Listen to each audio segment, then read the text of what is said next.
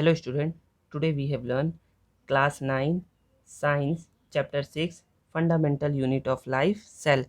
ये ना इस चैप्टर का ना सेकेंड पार्ट है। फर्स्ट पार्ट में हम लोगों ने ना 6.3 ऑर्गेनाइजेशन ऑफ द सेल तक पढ़ लिया था। आज हम लोग पढ़ेंगे 6.4 और उसके आगे का। तो क्या पढ़ना है हम लोग को पढ़ना है endomembrane system and cell parts. तो देखिए ना, एंडो मेम्ब्रेन सिस्टम क्या होता है, तो मैं बताया था ना कि सेल के कुछ पार्ट्स जो होते हैं ना, मतलब कि एंडो मेम्ब्रेन सिस्टम में क्या होता है, तो सेल के कुछ पार्ट्स जो होते हैं ना वो क्या होते हैं, सेल के मेम्ब्रेन से ही बने हुए होते हैं। तो उन सभी पार्ट्स को हम लोग स्टडी करते हैं एंडो मेम्ब्रेन सिस्टम के अंदर। तो कौन कौन से पार्ट्स हैं, तो एंडोप्लाज्मिक रेटिकुलम, इसको बोलते हैं ईआर। क्या बोलते हैं, ER, endoplasmic reticulum, Golgi body, lysosome, cell membrane, nucleus, ये सभी किससे बने हुए होते हैं, सेल के मेम्ब्रेन से ही बने हुए थे। इन सभी के बारे में पढ़ेंगे हम लोग एंडो मेम्ब्रेन सिस्टम में। अब देखिए, ये सेल मेम्ब्रेन से बने हुए होते हैं ना, तो इन ये क्या होते हैं, ये सारे जो होते हैं ना, these parts are membrane bound.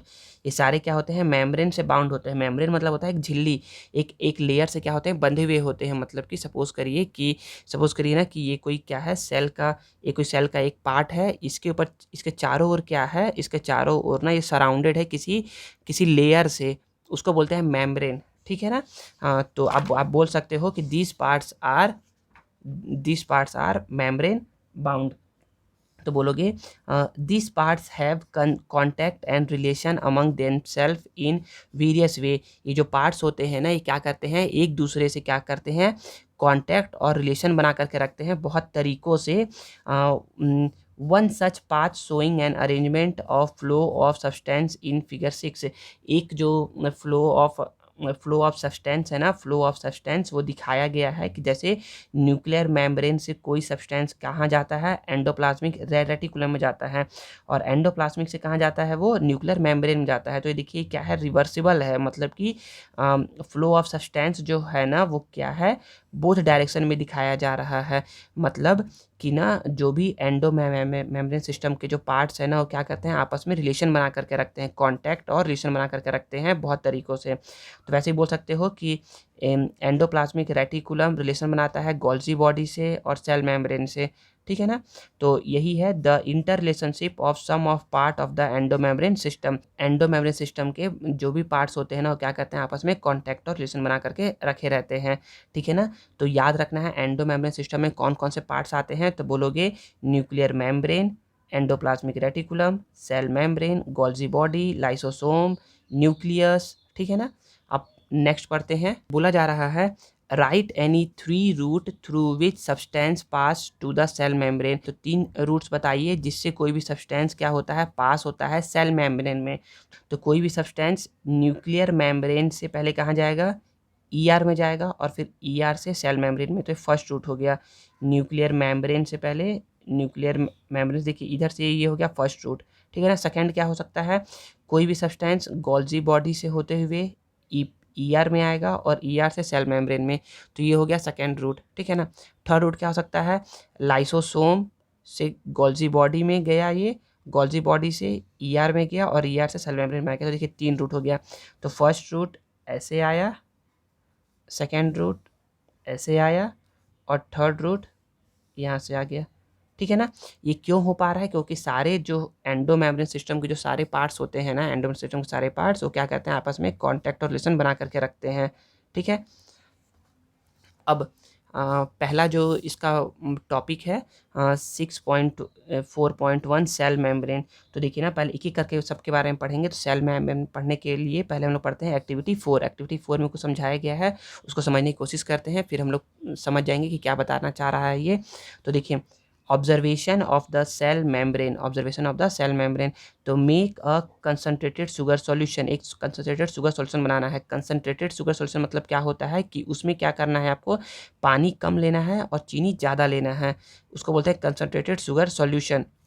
देखिए इसमें बताया गया ना, कंसनट्रेटेड शुगर सॉल्यूशन से by dissolving 2 teaspoon full of sugar, मतलब कि 2 चम्मच क्या लेना है, शुगर लेना है in a half cup of water में। तो क्या बन जाएगा, वो कंसंट्रेटेड शुगर सॉल्यूशन बन जाएगा। तो आप बोलोगे सर उसमें पानी तो ज़्यादा है, नहीं बच्चे पानी ज़्यादा नहीं है, पानी का जो क्वांटिटी है ना वो शुगर कंपेरिजन में क्या है, कम है, उसको बोलेंगे concentrated sugar solution. Put 2 drop of this on a freshly prepared slide of the leaf, slide of the peel of the rhoeo leaf, मतलब कि दो ड्रॉप क्या करना है, जो रियो लीफ का जो स्लाइड है ना उसके ऊपर डालना है, ठीक है ना। रेफर टू द एक्टिविटी 2, तो बताया गया था ना कि एक्टिविटी 2 और एक्टिविटी 4 आप साथ साथ कर सकते हैं, तो वही करना है। रियो लीफ पे क्या करना है, रियो लीफ का जो स्लाइड है ना उस पर क्या करना है, आपको 2 ड्रॉप ना इसका सॉल्यूशन को डालना है। Leave the slide aside for some time, उसको कुछ टाइम के लिए छोड़ देना है, कम से कम 5 मिनट के लिए छोड़ दीजिए। Now observe it under the microscope, और उसको क्या करना है, माइक्रोस्कोप से ऑब्जर्व करना है। तो देखिए ऑब्जर्व करेंगे ना तो क्या पता चलेगा, तो अभी समझाया जा रहा है।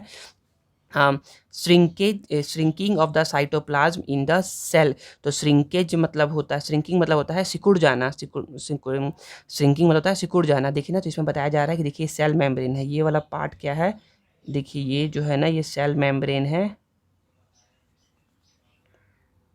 ठीक है। ये है साइटोप्लाज्म, अंदर वाला लिक्विड पार्ट को बोलते हैं हम लोग साइटोप्लाज्म। और ये देखिए ये क्या है, सेल वॉल है, ये क्या है, देखिए जो आउटर में ऐसा गया है ना ये क्या है, सेल वॉल है।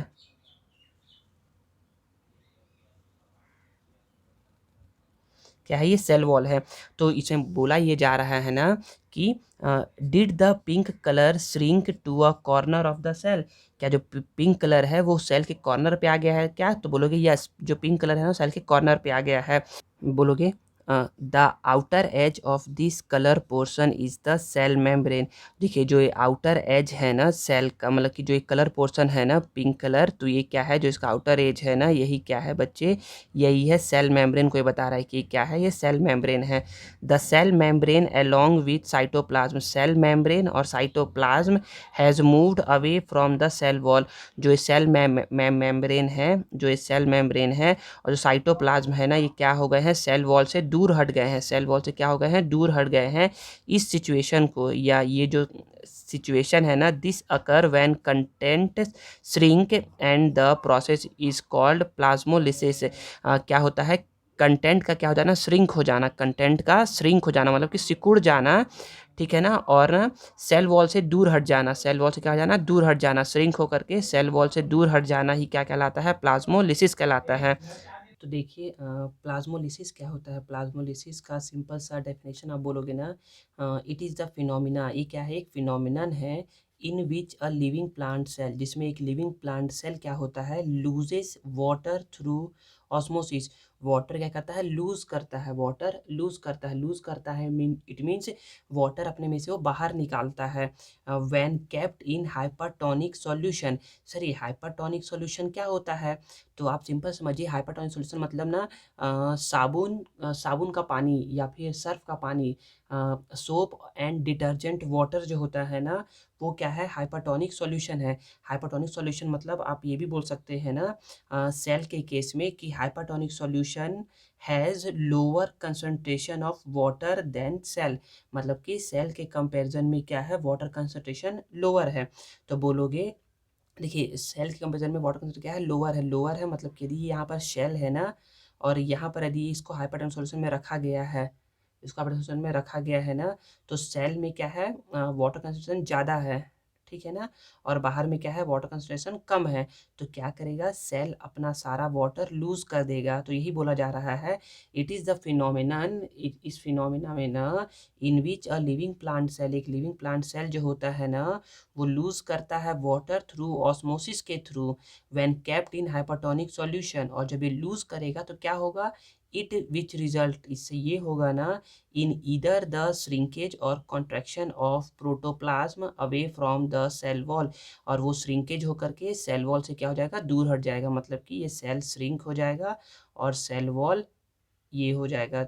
तो ये सेल मेम्ब्रेन है और ये क्या है, सेल वॉल है, ठीक है, समझ में आ गया।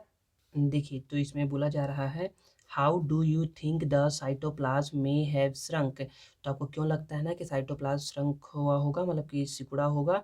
तो आप बता दिया ना मैंने कि देखिए शेल है सपोज करिए, और सेल के अंदर में वाटर कंसंट्रेशन क्या है, ज़्यादा है, और इसके चारों ओर का सराउंडिंग एरिया में क्या है, वाटर कंसंट्रेशन कम है, वाटर कंसंट्रेशन क्या है, कम है।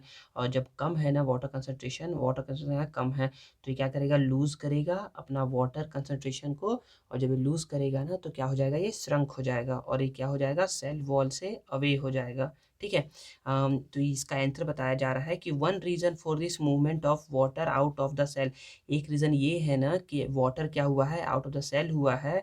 फिर suppose there was more water in the sugar solution, अब क्या कर रहे हैं, शुगर सॉल्यूशन हम लोग ज़्यादा वाटर मिला दे रहे हैं, मतलब कि अभी तो यहाँ पर शुगर सॉल्यूशन था, शुगर सॉल्यूशन है, इट मीन्स कि वाटर क्या है इसमें कम है, वाटर क्या है इसमें कम है, और शुगर क्या है ज़्यादा है। तो वाटर कम है, तो और यहाँ पर अंदर में क्या था, ज़्यादा था, तो वाटर का मूवमेंट इनसाइड से आउटसाइड में हुआ है। लेकिन अब यही बोल रहा है कि अब क्या है, शुगर में ना और ज़्यादा हम लोग वाटर मिला देंगे ना, तो देखिए ये सपोज़ करिए कि ये सेल है, सेल में क्या है, अब वाटर कम हो गया, और बाहर में अब इसके सराउंडिंग एरिया में क्या हो गया, वाटर कंसंट्रेशन ज़्यादा हो गया, वाटर यहाँ क्या है, ज़्यादा है। तो अब क्या होगा, वाटर ज़्यादा है तो हाई से लो की तरफ आएगा ये, तो जब ये लो की तरफ आएगा ना तो अब ये सेल क्या हो जाएगा, सेल अपना वाटर को एब्ज़ॉर्ब करेगा, और क्या हो जाएगा, ये स्वेल अप हो जाएगा, मतलब कि फूल जाएगा ये। तो बोलोगे suppose there was more water in the sugar solution than inside the cytoplasm of the cell, मतलब कि सेल के कंपैरिजन में क्या है, ज़्यादा वाटर ज़्यादा वाटर है आउटसाइड ऑफ द सेल में, water would have moved into the cell, water क्या करेगा, सेल के अंदर मूव करेगा। The reverse would occur if concentration were change, तो वही जब कंसंट्रेशन चेंज होगा ना तो इसका रिवर्स हो जाएगा। तो बोल सकते हो the movement of fluid across membrane, तो जब भी क्या होता है, फ्लूइड का मूवमेंट होता है मेम्ब्रेन के अक्रॉस में, कब, due to difference in concentration, concentration में जब डिफरेंस होता है, डिफरेंस मतलब सर, मतलब कि जब दोनों में ना अंतर पाया जाता है। देखो यहाँ पर कम था, यहाँ ज़्यादा था, यहाँ कम, यहाँ ज़्यादा था, यहाँ कम था, तो देखिए यहाँ पर डिफरेंस हो गया ना कंसंट्रेशन में। तो इस समय जब फ्लूइड का क्या होता है, मूवमेंट होता है ना मेम्ब्रेन के अक्रॉस, उसी को हम लोग बोलते हैं ऑस्मोसिस बोलते हैं, ठीक है ना। तो ऑस्मोसिस का डेफिनेशन याद करिएगा, बहुत अच्छा डेफिनेशन दिया हुआ है यहाँ पर, और ये आता ही आता है ना। तो बोलोगे the movement of fluid across a membrane due to a difference in concentration is called osmosis. ठीक है, समझ में आ गया? तो बोल सकते हो हाँ, the cell membrane which play a very important role in the passage of material across it, तो बोल सकते हो कि जो सेल मेम्ब्रेन होता है ना, बहुत ही इंपॉर्टेंट रोल प्ले करता है किसी भी मटेरियल का मूवमेंट होने में अक्रॉस, मतलब कि अपने आसपास, मतलब कि अपने से अंदर और बाहर जाने में क्या करता है, हेल्प करता है। तो देखिए सेल है, सेल के जो आउटर लेयर होता है ना उसको बोलते हैं सेल मेम्ब्रेन। तो बोलोगे the structure of the cell membrane is visible only under the electron microscope, तो जो सेल में मेम्ब्रेन का जो स्ट्रक्चर है ना वो आपको केवल और केवल दिखेगा कब, जब आप उसको किससे देखोगे, इलेक्ट्रॉन माइक्रोस्कोप से देखोगे। ठीक है। It is elastic in nature, तो मतलब कि जो सेल मेम्ब्रेन होता है ना वो इलास्टिक इन नेचर होता है, इलास्टिक मतलब होता है लचीला होता है। ठीक है। एंड मेड अप ऑफ, और ये सेल मेम्ब्रेन बना हुआ होता है मेनली प्रोटीन से बना हुआ होता है, and fatty oily substance called as lipids, मतलब लिपिड्स मतलब होता है कि फैट और ऑयल जब मिक्स रहता है ना तो उसको बोलते हैं लिपिड्स। तो आप बोल सकते हो ना कि सेल मेम्ब्रेन क्या होता है, इलास्टिक इन नेचर होता है, and mainly made up of protein, fat, protein and lipids, protein and lipid से बना होता है। सेल मेम्ब्रेन का ही ना दूसरा नाम क्या होता है, प्लाज्मा मेम्ब्रेन होता है, याद रखिएगा ना। तो बोलोगे cell membrane is bilayer membrane, क्या होता है, बाई लेयर मेम्ब्रेन होता है, that forms of protective covering of the cytoplasm, और ये क्या करता है, प्रोटेक्टिव कवरिंग होता है साइटोप्लाज्म का, मतलब कि साइटोप्लाज्म को कवर करके रखता है उसको, मतलब उसको फिक्स शेप दे करके रखता है ये, giving a shape of the cell, और क्या करता है, सेल मेम्ब्रेन क्या करता है, सेल को शेप देने का काम करता है। Substance are selectively passed across the cell membrane, और याद रखिए सेल में मेम्ब्रेन से क्या होते हैं, कुछ मटेरियल इन होते हैं, कुछ मटेरियल आउट होते हैं, सारे नहीं होते हैं, कुछ ही मटेरियल होते हैं जो सेल के लिए यूज़फुल है, वही क्या होता है, इन होता है, और बाकी क्या होते हैं, बाहर में ही रुके रहते हैं, ठीक है। And thus it is called as selective permeable membrane, और इसलिए ना सेल मेम्ब्रेन को हम लोग क्या बोलते हैं, प्लाज्मा मेम्ब्रेन तो बोलते ही बोलते हैं, इसको हम लोग बोलते हैं सेलेक्टिव परमिएबल मेम्ब्रेन, ठीक है। नेक्स्ट क्वेश्चन है यहाँ पर, what would be the effect on a cell, cell पे क्या इफेक्ट होगा if the membrane was not selective permeable, जब मेम्ब्रेन जो होगा ना वो सेलेक्टिव परमिएबल नहीं होगा, मतलब कि जो मेम्ब्रेन अब अभी हम लोग बोल रहे थे ना कि ना मेम्ब्रेन क्या है, कुछ मटेरियल को अंदर आने दे रहा है, कुछ मटेरियल को बाहर में ही रोक रोक दे रहा है। तो बच्चे जब ऐसा होगा ना कि जब सेल क्या होगा, सेलेक्टिव परमिएबल नहीं होगा ना, तो ना सेल ना सर्वाइव नहीं कर पाएगा, सेल क्या हो जाएगा, डाई हो जाएगा। क्यों क्यों क्यों क्योंकि उसमें ना अनवांटेड और हार्मफुल मटेरियल भी क्या हो जाएंगे, सेल के अंदर आ जाएंगे, जो सेल को डैमेज कर सकते हैं, जिससे सेल का लाइफ क्या हो जाएगा, खत्म हो जाएगा। तो बोल सकते हो the cell would no longer, यहाँ लिखते रहे, the cell would no longer be able to sustain itself, and it would be destroyed,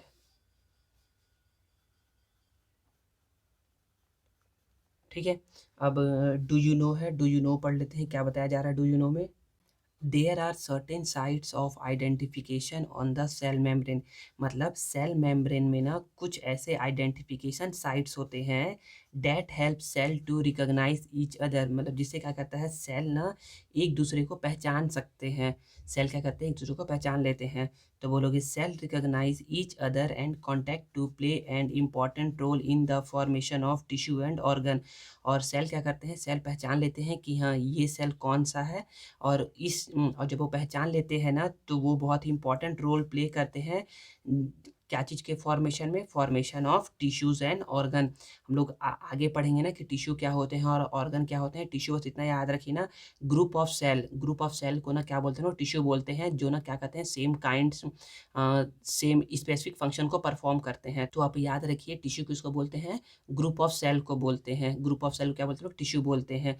तो मतलब कि बहुत सारे जब सेल आकर के मिल जाते हैं ना तो क्या फॉर्म करते हैं, टिश्यू फॉर्म करते हैं, ठीक है। Apart from this the cell of the body of an organism, इसके अलावा जो बॉडी का जो सेल होता है, मतलब किसी भी ऑर्गेनिज्म के बॉडी में जो सेल होता है ना, are able to identify any foreign cell, वो क्या होता है, वो इतना कैपेबल होता है ना कि वो आइडेंटिफाई कर सकता है किसी फॉरेन सेल को, मतलब जो उस सेल का हिस्सा नहीं है, जो कहीं बाहर से आया है, उसको तुरंत आइडेंटिफाई कर लेता है with the help of this site, इसी साइट की वजह से। साइट कहाँ पर होते हैं, सेल मेम्ब्रेन में होते हैं साइट्स, मतलब सेल को पता चल जाता है ना कि ये सेल जो है ना वो हार्मफुल है या यूज़फुल है, या कहीं बाहर से आया है या बॉडी के अंदर से ही है, ठीक है ना, समझ में आ गया। आगे पढ़ते हैं।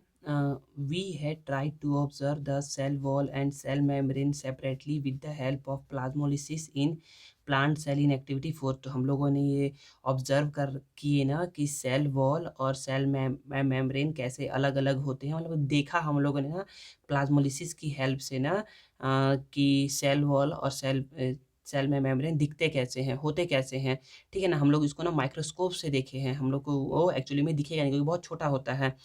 We shall now use an unfertilised egg, अब हम लोग अनफर्टिलाइज्ड एग को देखेंगे, मतलब अब हम लोग क्या कहते हैं कि सेल को छुएंगे, सेल को हम लोग टच करके देखेंगे, सेल में मेम्ब्रेन को टच करेंगे, देखेंगे, क्योंकि क्या है, जो ये अनफर्टिलाइज्ड एग होता है ना, वो एग होता है, देखे होगे ना आप, हैन का जो एग होता है वो बहुत ही बड़ा होता है, उसको आप टच कर सकते हो। तो अभी तक जो सेल था उसको आप देख नहीं सकते थे, देखोगे कैसे आप, with the help of microscope, लेकिन अब क्या करेंगे, हम लोग सेल को देखेंगे।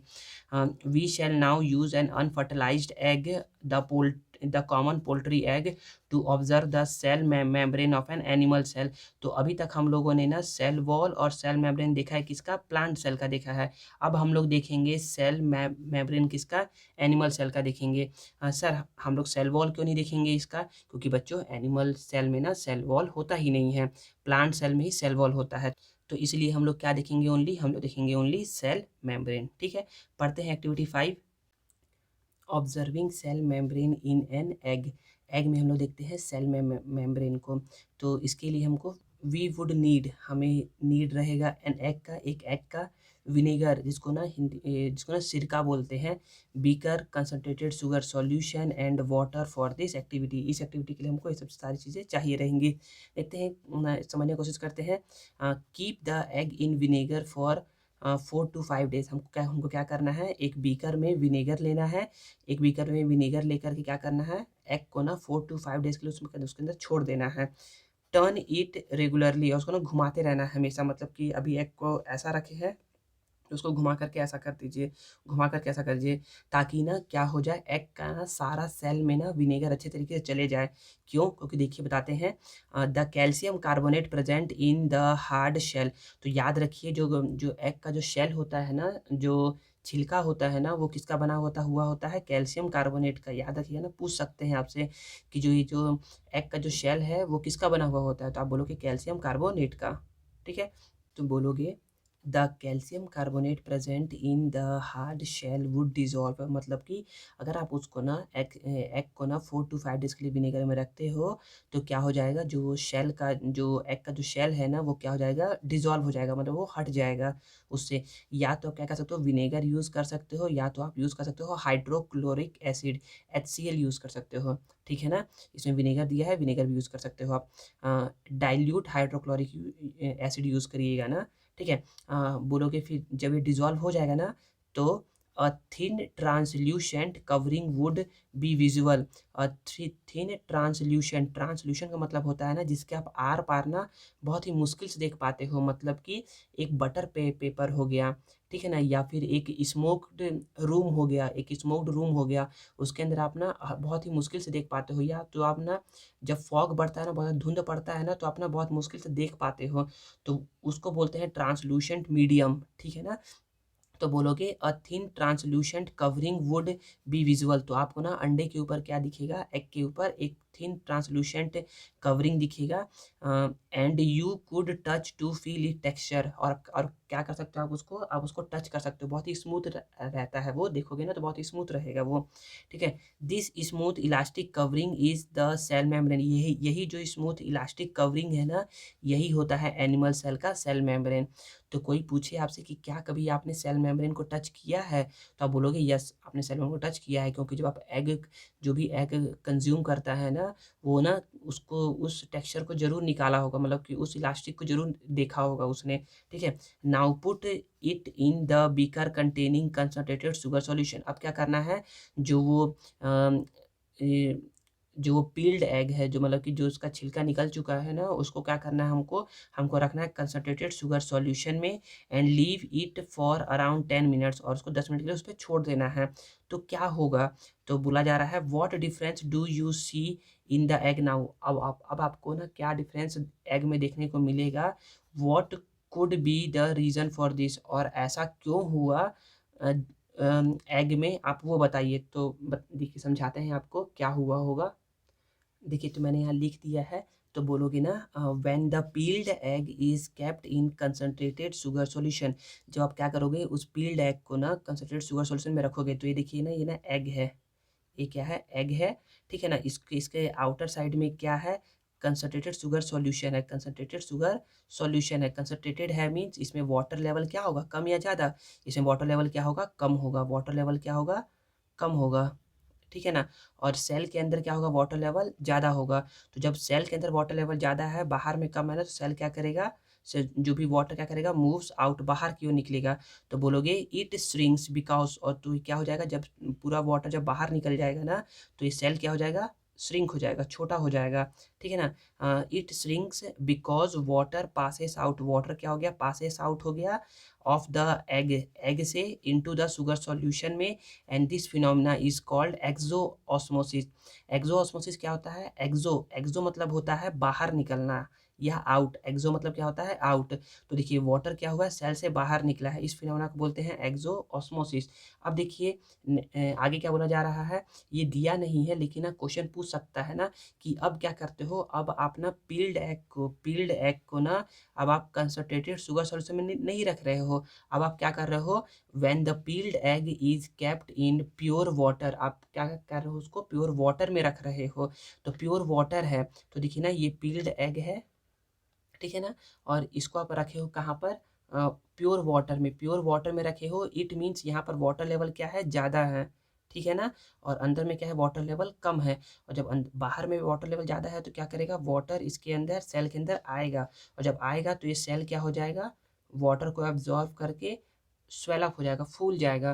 तो बोलोगे इट स्वेल, ये क्या हो जाएगा, स्वेल हो जाएगा, बिकॉज इट एब्जॉर्ब वाटर, वो क्या करेगा, वाटर को एब्जॉर्ब करेगा। And this phenomena is called, और इस फिनोमिना को बोलते हैं हम लोग एंडो ऑस्मोसिस। एंडो मतलब होता है इन, अंदर की ओर आता है, जब वाटर अंदर की ओर आएगा उसको बोलते हैं एंडो ऑस्मोसिस। ये आप लोग का दिया नहीं है लेकिन आप इतना समझ सकते हो, ठीक है ना। यही एक्टिविटी आप ना ये जो आपने किया है एक्टिविटी, एग में किया है ना, एग में किया है, इस एक्टिविटी को आप ना ड्राई रेसिन में कर सकते हो। ड्राई रेसिन्स मतलब कि सूखे हुए किशमिश में कर सकते हो, आपको यही देखने को मिलेगा, यही सेम फिनोमिना पूछ सकते हैं आपको कि ड्राई रेसिन को ना क्या करेंगे, जब हम लोग ना कंसंट्रेटेड सुगर सॉल्यूशन में रखेंगे ना तो क्या होगा, तो सेम यही फिनोमिना होगा। और जब हम लोग कहाँ उसको रखेंगे, प्योर वाटर में रखेंगे तो क्या होगा, तो आप बताओगे ये फिनोमिना होगा, ठीक है ना। वही आपसे पूछ सकता है एप्रीकॉट, एप्रीकॉट को भी पूछ सकता है, एप्रीकॉट्स को, एप्रीकॉट्स में भी क्या होगा, तो यही सेम फिनोमेना आप बोलोगे, ठीक है। तो आई होप आपको समझ में आ गया होगा कि क्या होता है। नेक्स्ट टॉपिक है सेल वॉल। सेल वॉल क्या होता है देखिए ना, तो सेल वॉल पढ़ते हैं। Cell wall is a special features of the plant cell. Cell wall क्या होता है, प्लांट सेल का स्पेशल फीचर्स है, ये एनिमल सेल में प्रेजेंट नहीं रहता है, ठीक है ना। सेल वॉल किसका फीचर्स है, प्लांट सेल का फीचर्स है। तो बोलोगे ना सेल्यूलोइक सेल वॉल, मतलब कि कोई पूछे ना कि सेल वॉल किसका बना हुआ होता है, तो सेल वॉल बना हुआ होता है सेल्यूलोज का। अभी हम लोग पढ़े थे ना कि प्लाज्मा मेम्ब्रेन, प्लाज्मा मेम्ब्रेन किसका बना हुआ होता है, तो पढ़े थे ना, तो प्लाज्मा मेम्ब्रेन बना हुआ होता है प्रोटीन का, फैट्स का, ऑयल का। वही अब पूछा जाएगा ना कि सेल वॉल किसका बना हुआ है, तो बोलोगे सेल वॉल बना हुआ होता है सेल्यूलोज का, ठीक है। Cellulosic cell wall that forms a strong covering over the cell membrane, मतलब कि सेल मेम्ब्रेन के चारों ओर क्या होता है, एक सेल्यूलोइक सेल वॉल होता है जो कि उसको कवर करके रखता है, उसको प्रोटेक्ट करके रखता है, ठीक है ना। तो बोलोगे सेल वॉल कैसा होता है, तो देखिए सेल में मेम्ब्रेन क्या था, इलास्टिक था, बहुत ही लचीला था, लेकिन सेल वॉल क्या होता है, इट इज़ हार्ड, ये हार्ड भी होता है और इलास्टिक भी होता है। And porous covering that render a particular shape support and protection to the cell wall. और ये क्या करता है, ये ना इलास्टिक होता है और पोरस होता है। पोरस मतलब होता है कि इसके अंदर और बाहर मटेरियल मूवमेंट हो सकता है, ठीक है ना। That render a particular shape, जो क्या करता है, उसको प्रोवाइड कराता है एक पर्टिकुलर शेप, सपोर्ट करता है प्लांट सेल को और प्रोटेक्ट करता है प्लांट सेल को, ठीक है ना, सेल वॉल ही। बोलोगे this layer is formed from the live cell, जो सेल वॉल होता है ना वो किसका, लाइव सेल से, मतलब कि जो जो सेल डेड नहीं हुआ रहता है, जो सेल मरा नहीं रहता है ना, उससे ये फॉर्म नहीं होता है, ये फॉर्म होता है लाइव सेल से फॉर्म होता है। तो बोलोगे the cell that Robert Hooke saw in a section of cork, जो ना रॉबर्ट हुक ने ना सेल वॉल को देखा था ना थिन सेक्शन ऑफ कॉर्क में, और दोज द मैचस्टिक्स, मैचस्टिक्स में जो देखा था ना वो सारे क्या थे, डेड सेल थे, ठीक है ना। In which we can see the cell wall, मतलब कि जो रॉबर्ट हुक ने देखा था कॉर्क में और मैचस्टिक्स में ना, वो क्या थे, सारे डेड सेल थे, ठीक है ना। लेकिन जो सेल वॉल होता है, सेल वॉल होता है ना, एक्चुअली में क्या होता है, वो ना बना हुआ किससे होता है, लाइव सेल से बना हुआ होता है। तो कोई आपसे पूछे कि क्या सेल वॉल जब सेल डाई हो जाएगा तो हमको नहीं दिखेगा क्या, तो बोलोगे कि नहीं, सेल वॉल तो दिखेगा ही दिखेगा, क्योंकि रॉबर्ट हुक ने तो जब देखा था ना तो वो सेल क्या हो गए थे, डेड हो गए थे, उस समय उसने सेल वॉल देखा था। तो सेल चाहे लाइव रहे या डेड हो जाए, सेल वॉल प्रेजेंट रहता ही रहता है।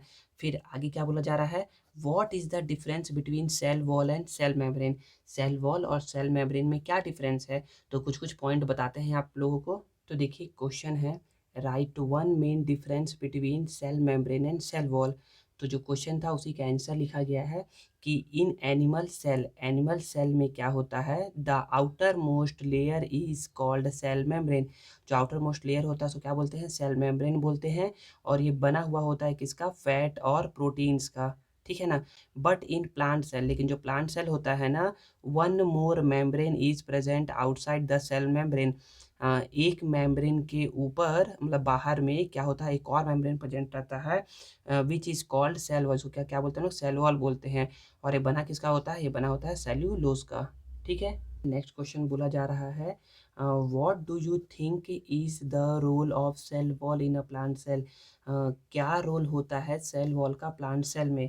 तो देखिए, जो आप यहाँ से यहाँ तक पढ़े हो ना, यहाँ से यहाँ तक, ये यही क्या है, रोल है सेल वॉल का प्लांट सेल में। क्यों, क्या होते हैं, हार्ड होते हैं और इलास्टिक होते हैं, पोरस इन नेचर के होते हैं, और वो क्या करते हैं, प्लांट को प्रोवाइड करते हैं पर्टिकुलर शेप, सपोर्ट करते हैं प्लांट को, और प्रोटेक्ट करते हैं प्लांट को एक्सटर्नल एनवायरनमेंट से। ठीक है, नेक्स्ट पढ़ते हैं हम लोग साइटोप्लाज्म। क्या पढ़ेंगे, साइटोप्लाज्म। साइटोप्लाज्म क्या है, तो बोलोगे ना all other parts of the cell like mitochondria, plastid, endoplasmic reticulum, nucleus etcetera are found in the cytoplasm. मतलब कि साइटोप्लाज्म के अंदर क्या होते हैं, ये सारी चीज़ें पाए जाते हैं। ठीक है ना, दस द साइटोप्लाज्म, इसलिए ना cytoplasm is a basic fluid, एक बेसिक फ्लूइड है इन विच, जिसमें क्या करते हैं, जिसमें कुछ भी चीज़ स्टोर रहता है, कुछ भी चीज़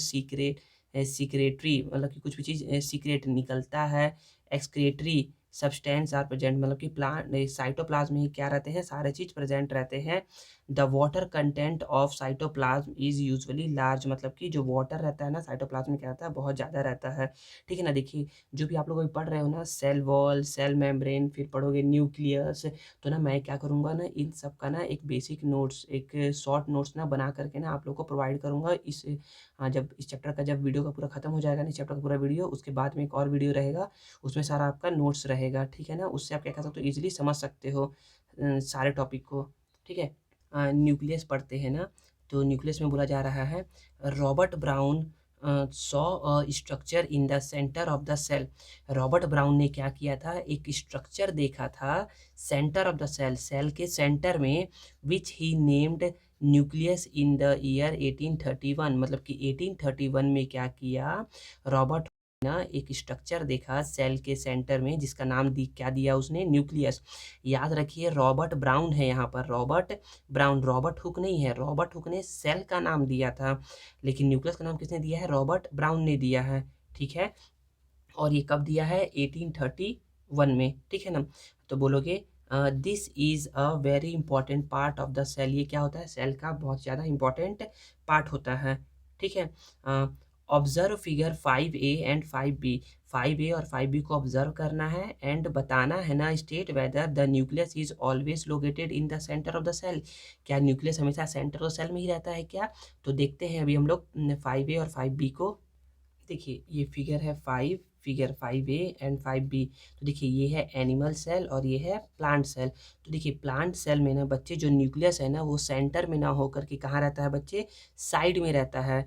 मतलब देखिए ना, किसी भी सेंटर के किसी भी एक साइड में रहेगा, या तो इस साइड रहेगा तो इस साइड रहेगा। तो न्यूक्लियस देखिए कहाँ पर है, न्यूक्लियस ये देखिए यहाँ पर है। ठीक है ना, न्यूक्लियस यहाँ पर है। और एनिमल सेल में क्या होता है, एनिमल सेल में न्यूक्लियस ना सेंटर में होता है। कहाँ होता है, सेंटर में होता है। सारे बीचों बीच तो नहीं दिख रहा है बच्चे, बीचों बीच नहीं दिख रहा, लेकिन फिर भी क्या है, सेंटर में है, अप्रॉक्सीमेट ये सेंटर में ही है। ठीक है, observe figure 5A and 5B and state whether the nucleus is always located. तो बोलोगे no, in animal cell nucleus is located at the centre and in plant cell nucleus is located either one side of it centre, मतलब centre के किसी एक side में रहते हैं। ठीक है, which type of cell do you think, आपको क्या लगता है रॉबर्ट ब्राउन में हैव स्टडीड प्लांट और एनिमल। रॉबर्ट ब्राउन ने ना किस सेल, मतलब कि न्यूक्लियस को ना किस में खोजा होगा, किस में देखा होगा, मतलब कि कौन से सेल को स्टडी किया होगा, प्लांट सेल को स्टडी किया होगा या एनिमल सेल को। तो ना रॉबर्ट ब्राउन ने ना जो न्यूक्लियस देखा था ना, वो ना प्लांट सेल में देखा था, एनिमल सेल में नहीं देखा था। प्लांट सेल में भी किस में देखा था, प्लांट सेल में ना एक प्लांट होता है, जिसका यहाँ पिक्चर आप लोग को दिख रहा होगा।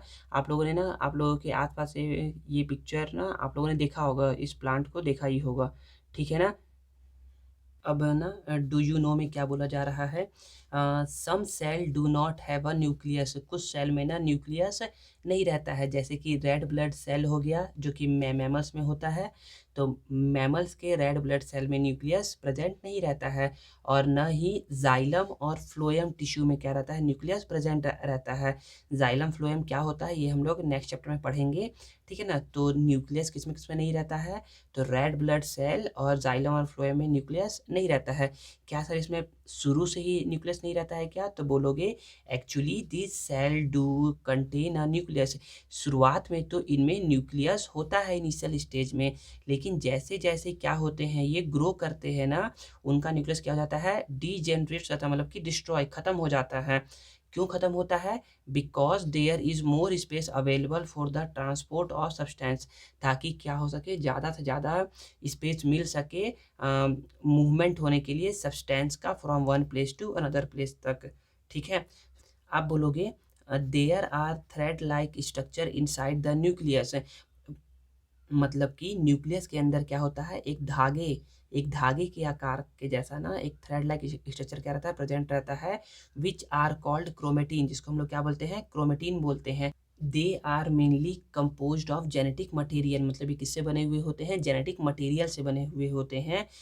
दीज अपीयर एज रॉड, ये ना रॉड के जैसे दिखते हैं, कब, ड्यूरिंग सेल डिवीजन, जब सेल क्या होता है, डिवाइड होता है। सेल डिवाइजन मतलब क्या होता है बताते हैं, सेल डिवाइड होता है, and are called as chromosome, और जब क्या होता है, जब सेल डिवाइड होता है ना, तो ये क्रोमेटिन क्रोमोजोम्स में कन्वर्ट हो जाते हैं, और क्रोमोजोम्स रॉड के शेप का होता है। तो याद रखिए क्रोमेटिन जो होता है वो थ्रेड लाइक स्ट्रक्चर होता है, और जो क्रोमोसोम्स होता है वो रॉड के शेप का होता है, ठीक है। Character from parents are carried to young ones, जो भी कैरेक्टर होते हैं ना पेरेंट्स के, वो उनके बच्चों में, यंग वंस में आते हैं बाय दिस स्ट्रक्चर, इन्हीं स्ट्रक्चर की मदद से, ठीक है। बोलोगे nucleus control and coordinate all function of the cell, nucleus क्या करता है, कंट्रोल करता है एंड कोऑर्डिनेट करता है जो भी सेल में फंक्शन होते हैं ना, उन सारे फंक्शन को। मतलब कि सेंटर पॉइंट क्या है, मतलब कि ब्रेन ऑफ द, जैसे बोलते हैं ना brain of the computer CPU होता है, तो वैसे ही सेल का ब्रेन हम लोग किसको बोल सकते हैं, न्यूक्लियस को बोल सकते हैं। क्यों, क्योंकि ये सारे फंक्शन को क्या करता है, कंट्रोल एंड कोऑर्डिनेट करता है। It also determine the characteristics features of the living cell, ये क्या करता है, किसी भी लिविंग सेल के ये कैरेक्टर को डेवलप करने में क्या करता है, मदद करता है ये, ठीक है। We find a bilayered nuclear membrane around the nucleus, हम लोग को ना न्यूक्लियस के चारों ओर क्या मिलेगा, एक न्यूक्लियर मेम्ब्रेन मिलेगा, बाई लेयर मतलब उसमें 2 लेयर होते हैं मेम्ब्रेन के, जैसे कि सेल के चारों ओर, सेल के चारों ओर क्या होते हैं, एक मेम्ब्रेन होता है जिसको हम लोग सेल मेम्ब्रेन बोलते हैं। वैसे ही सेल के अंदर जो न्यूक्लियस होता है ना, न्यूक्लियस के अंदर न्यूक्लियस के भी चारों ओर क्या होता है, एक मेम्ब्रेन होता है जिसको हम लोग क्या बोलते हैं, न्यूक्लियर मेम्ब्रेन बोलते हैं। And this is similar to cell membrane in most cell, मतलब कि जैसे सेल मेम्ब्रेन होता है वैसे ही न्यूक्लियर मेम्ब्रेन भी होता है, ठीक है। Nucleus forms a major basis of classification, मतलब कि न्यूक्लियस की न्यूक्लियस से ना हम लोग ना क्लासिफिकेशन कर सकते हैं, कैसे, organism having a membrane bound nucleus, अगर किसी न्यूक्लियस के चारों ओर मेम्ब्रेन है ना, आर कॉल्ड यूकैरियोटिक्स, तो उसको हम लोग क्या बोलते हैं, यूकैरियोटिक्स बोलते हैं। While those without the membrane, और जिस न्यूक्लियस के अराउंड में मेम्ब्रेन नहीं है ना, उनको हम लोग क्या बोलते हैं, कैरियोट्स बोलते हैं। तो हम लोग ना यू कैरियोट्स और प्रो कैरियोट्स ना मतलब कि आप लोग पढ़े होंगे यू कैरियोट्स और प्रो कैरियोट्स चैप्टर 1 में, ठीक है ना। तो हम लोग इसके बारे में और पढ़ेंगे। अभी बस आप इतना समझिए कि ऐसे न्यूक्लियस जिसके चारों ओर क्या रहते हैं, मेम्ब्रेन रहते हैं, उनको बोलते हैं यू कैरियोट्स, और जिनके चारों ओर मेम्ब्रेन नहीं रहते हैं न्यूक्लियस के, उनको बोलते हैं प्रोकैरियोट्स, ठीक है। अब डू यू नो में कुछ पढ़ देखिए, जॉकिम हैमरलिंग ने बोला ना कि न्यूक्लियस ही क्या करता है, डिटरमाइन करता है all the character of an organism को, मतलब कि जो भी कैरेक्टर है ना किसी भी ऑर्गेनिज्म में, वो सारा का सारा कौन डिटरमाइन करेगा, वो डिटरमाइन करेगा न्यूक्लियस ही, न्यूक्लियस ही बताएगा कि कौन कैसा होगा, ठीक है ना। अब याद रखिए marine alga is unicellular, marine alga जो होता है ना वो यूनिसेलुलर होता है। तो देखिए जो ये है ना, वैसे तो ये एग्ज़ाम पॉइंट ऑफ व्यू से इम्पोर्टेंट नहीं है, बस आप को जितना बताया जा रहा है उतना समझ लीजिए, अदरवाइज़ आप लोग को यदि और समझना है ना तो आप लोग खुद से पढ़ लीजिएगा इसको। बस सिंपल समझिए कि जो मरीन एल्गा होता है वो कैसा होता है, यूनिसेलुलर होता है, और the base of the alga had the nucleus, और जो एल्गा का जो बेस होता है ना, एल्गा का जो ये बेस है ना, इसी के अंदर क्या होता है, न्यूक्लियस प्रेजेंट रहता है, ठीक है ना। और न्यूक्लियस ही क्या करता है, डिटरमाइन करता है सारे कैरेक्टर को किसी भी ऑर्गेनिज्म के, ठीक है। क्वेश्चन है, can the nucleus be called a control centre of the cell? क्या आप लोग न्यूक्लियस को कंट्रोल सेंटर बोल सकते हो क्या सेल का? तो बिल्कुल, तो बोलोगे ना, the nucleus be called a control centre of the cell because nucleus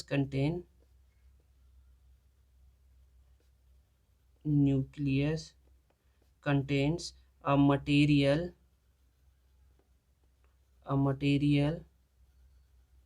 called gene। क्योंकि क्या होता है, न्यूक्लियस के अंदर ना एक मटेरियल होता है जिसको हम क्या बोलते हैं, जीन्स बोलते हैं, which controls all the activities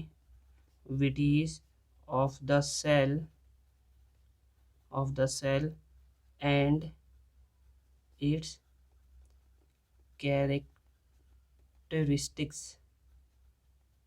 ठीक है। तो क्या करता है, न्यूक्लियस ही क्या करता है, न्यूक्लियस के अंदर रहता है एक मटेरियल जिसको हम लोग क्या बोलते हैं, जीन्स बोलते हैं, और यही जीन्स जो होता है ना वो कंट्रोल करता है सारे एक्टिविटीज़ जो भी सेल के अंदर होते हैं, और सारे कैरेक्टर को डिफाइन करता है ये, ठीक है।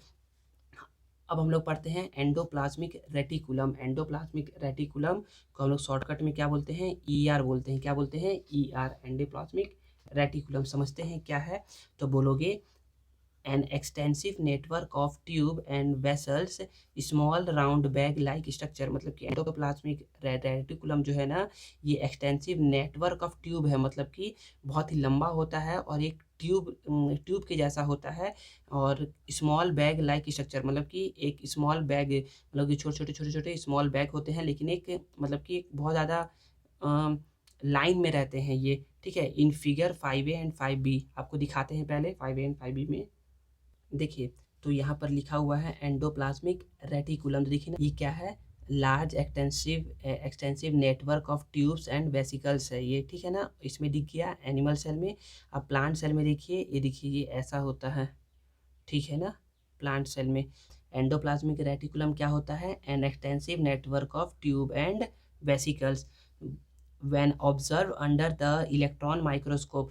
जब आप क्या करोगे, ईआर को इलेक्ट्रॉन माइक्रोस्कोप से देखोगे ना, it appear rough at some places, ये आप कहीं कहीं पर रफ दिखेगा, रफ मतलब खुरदुरा दिखेगा, and smooth eight other places, और कुछ कुछ जगहों पर ये क्या दिखेगा, आपको स्मूथ दिखेगा। ये क्यों दिखता है रफ और क्यों दिखता है स्मूथ, अभी बताते हैं।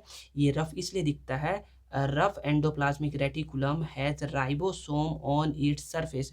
तो रफ एंडोप्लाज्मिक रेटिकुलम के ना सरफेस पे ना क्या होते हैं, राइबोसोम अटैच रहते हैं, जिसकी वजह से क्या होता है, ये रफ अपीयरेंस का होता है। एंड हेल्प, और ये जो राइबोसोम है ना, यही हेल्प करता है in the synthesis of protein, मतलब कि प्रोटीन के मैन्युफैक्चरिंग में क्या करता है, ये हेल्प करता है। Smooth endoplasmic reticulum help in the, अब देखिए ना स्मूथ है, मतलब कि इसके इसके क्या है, इसके सरफेस पर राइबोसोम अटैच नहीं है, और राइबोसोम अटैच नहीं है मतलब कि ये प्रोटीन के मैन्युफैक्चरिंग में हेल्प नहीं करता है। तो ये किस में हेल्प करता है, तो smooth endoplasmic reticulum help in the synthesis of fat, मतलब कि ये फैट के मैन्युफैक्चरिंग में क्या कहता है, हेल्प करता है। फिर बोलोगे substance formed with the help of endoplasmic reticulum. जो भी सब्सटेंस फॉर्म्ड होते हैं ना and with the help of endoplasmic reticulum are constantly involve in the process of membrane repair and synthesis. जो भी सब्सटेंस फॉर्म्ड होते हैं ना एंडोप्लाज्मिक रेटिकुलम में, वो क्या करते रहते हैं, वो कॉन्स्टेंटली क्या करते हैं, मेम्ब्रेन को ना रिपेयर और सिंथेसाइज करने का काम करते रहते हैं, ठीक है ना। इसी प्रोसेस को बोलते हैं हम लोग मेम्ब्रेन जेनेसिस। देखिए कुछ एक्स्ट्रा बताया जा रहा है ना, जो यहाँ लिखा हुआ है ना, fat and lipids molecule manufactured by SER. जो भी एसईआर मैन्युफैक्चर्ड करता है ना फैट और lipids, help in building cell membrane, उस क्या कहता है सेल मेम्ब्रेन को बिल्ड करने में और रिपेयर करने में क्या करता है, मदद करता है। और इसी प्रोसेस को बोलते हैं हम लोग मेम्ब्रेन बायोजेनेसिस, मेम्ब्रेन बायोजेनेसिस। ठीक है, नेक्स्ट क्वेश्चन क्या बोला जा रहा है, थ्रू विच सेलुलर पार्ट, किस सेलुलर पार्ट से ना can material be transported from the nuclear membrane to the cell membrane, मतलब कि किसके थ्रू होकर के ना जो मटेरियल होता है ना वो ट्रांसपोर्ट होता है न्यूक्लियर मेम्ब्रेन से सेल मेम्ब्रेन में। Take the help of figure 6, मतलब कि फिगर 6 का हेल्प लेना है, मतलब हमको देखना है ना कि किस पार्ट का यूज़ होता है न्यूक्लियर मेम्ब्रेन से सेल मेम्ब्रेन तक जाने में। देखिए ना, न्यूक्लियर मेम्ब्रेन से सेल मेम्ब्रेन तक जाने के लिए हम लोग मतलब कि कोई भी मटेरियल कहाँ से पास होकर के जाता है, एंडोप्लाज्मिक रेटिकुलम से पास होकर के जाता है। ठीक है, यही है फिगर 6। आई होप समझ में आ गया होगा आप लोग को। देखिए अब नेक्स्ट क्या है, गोल्जी बॉडी। गोल्जी बॉडी क्या होता है, तो फर्स्ट डिस्क्राइब्ड, तो गोल्जी बॉडी को ना डिस्क्राइब किया गया था बाय कैमेलियो गोल्जी ने, मतलब कि गोल्जी बॉडी का कॉन्सेप्ट किसने दिया था, कैमेलियो गोल्जी ने दिया था। जैसे न्यूक्लियस के बारे में किसने बताया था, रॉबर्ट ब्राउन ने बताया था। सेल के बारे में रॉबर्ट हुक ने बताया था। वैसे ही गोल्जी बॉडी के बारे में किसने बताया था, कैमेलियो गोल्जी ने बताया था। अब गोल्जी बॉडी होता कैसा है, तो बोलोगे these are membranous bag like structure, ये क्या होता है, मेम्ब्रस बैग लाइक स्ट्रक्चर होता है। मेम्ब्रस मतलब इसमें इसके भी चारों ओर, इसके भी अराउंड में क्या होते हैं, मेम्ब्रेन होते हैं और एक बैग लाइक स्ट्रक्चर होता है। बोलोगे the protein synthesised by the ribosome, और जो भी प्रोटीन राइबोसोम से बनते हैं, मतलब कि जो भी प्रोटीन ईआर में बनेंगे ना, are send to the Golgi body, उनको कहाँ भेजा जाएगा, गोल्जी बॉडी में भेजा जाएगा फॉर पैकेजिंग करने के लिए। मतलब कि गोल्जी बॉडी क्या करता है, पहले जो प्रोटीन बन चुके हैं उनका क्या करेगा, पैकेजिंग करेगा, फिर जिस सेल पार्ट को जहाँ पर नीड होगा ना वहाँ वहाँ क्या करेगा, वो भेजने का काम करेगा। ठीक है, the protein synthesized by ribosome are sent to Golgi bodies for packaging in vesicles before transport to the other site inside the cell or outside it।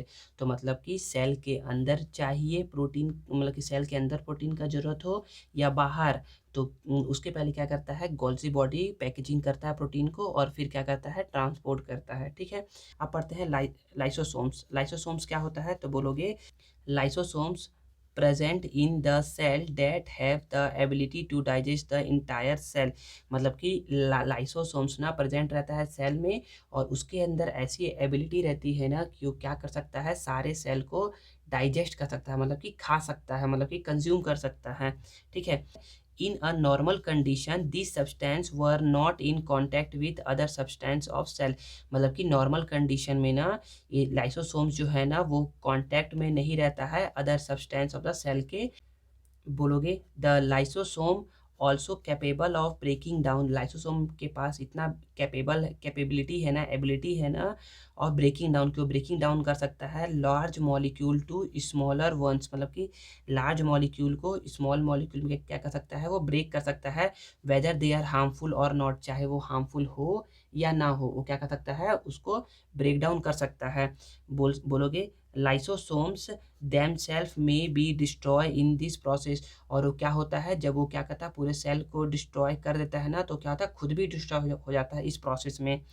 They also capable of digesting the whole cell, वो क्या करता है, पूरे cell को क्या कर सकता है, वो डाइजेस्ट कर सकता है, और दस इस वजह से ना they are called as suicidal bag of the cell, इसलिए ना लाइसोसोम को ना suicidal bag of the cell भी कहा जाता है। और तो ये जो प्रोसेस है ना, जिस जिस प्रोसेस में क्या करता है, सेल को पूरा पूरा डिस्ट्रॉय कर देता है, उस प्रोसेस को बोलते हैं एपोप्टोसिस। तो बोलोगे and this process is called, and this process is called apoptosis, apoptosis बोलेंगे। ठीक है, फिर क्वेश्चन है what do you think will be the role of lysosome in a completely infected cell, तो किसी कम्प्लीटली इन्फेक्टेड सेल में ना lysosomes क्या रोल प्ले करता है, तो बताते हैं। देखिए ना, सिमिलर क्वेश्चन है, what is the role of lysosomes in a damage cell, मतलब कि डैमेज सेल में ना लाइसोसोम का क्या रोल रहता है, तो बोला जाता है ना कि when a cell is damage, जब सेल क्या होता है, डैमेज हो जाता है ना, लाइसोसोम क्या होता है, बर्स्ट हो जाता है, मतलब कि फट जाता है। And enzyme present in it, और जो भी एंजाइम प्रेजेंट रहते हैं लाइसोसोम में, ये डाइजेस्ट कंप्लीट सेल, वो क्या कहता है, सेल को पूरी तरीके से डाइजेस्ट कर लेता है। ठीक है, तो इसका आंसर पता चल गया कि क्या होता है। तो ना इसमें एंजाइम्स प्रेजेंट रहते हैं। एंजाइम्स भी कौन से एंजाइम्स प्रेजेंट रहते हैं इसमें, हाइड्रोलिटिक एंजाइम। तो आप बोल सकते हो ना, lysosomes contain hydrolytic enzymes that destroy the pathogens. Pathogens मतलब जो भी हार्मफुल है ना, जो कि सेल को डैमेज कर सकते हैं, उनको क्या करता है, डिस्ट्रॉय कर सकता है। अब हाइड्रोलिटिक एंजाइम्स क्या होता है पूछोगे आप लोग, तो हाइड्रोलिटिक एंजाइम ना ऐसे एंजाइम्स होते हैं जो कि ब्रेक डाउन कर सकते हैं। तो बोलोगे hydrolytic enzymes are those enzymes that break down protein, lipids, nucleic acid, carbohydrates and fat molecule. तो इन सारे को क्या करता है, वो ब्रेकिंग डाउन करता है इनटू सिंपलर वंस में, सिंपलर यूनिट्स में। तो सिंपल सा बोलोगे, पैथो lysosomes contain hydrolytic enzyme that destroy the pathogens। अब हाइड्रोलिटिक एंजाइम क्या होता है, तो बोलोगे hydrolytic enzymes break down fat, protein, lipids का कार्बोहाइड्रेट्स इनटू सिंपलर वंस। ठीक है, सिंपलर वंस में कन्वर्ट करता है उसको। ठीक है, देखिए नेक्स्ट क्या है, वैक्यूल। वैक्यूल क्या है तो समझते हैं।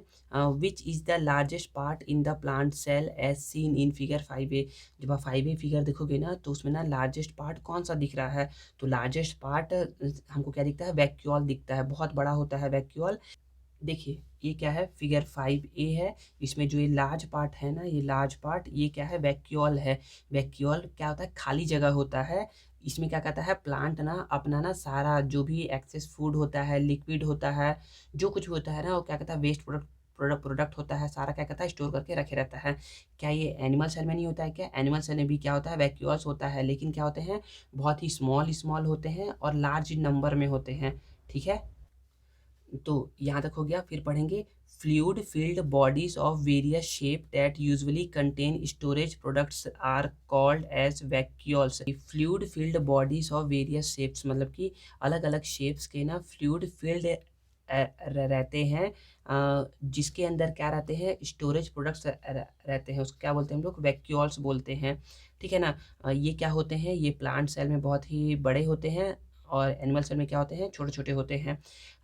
Animal cell have smaller vacuoles as compare to plant cell.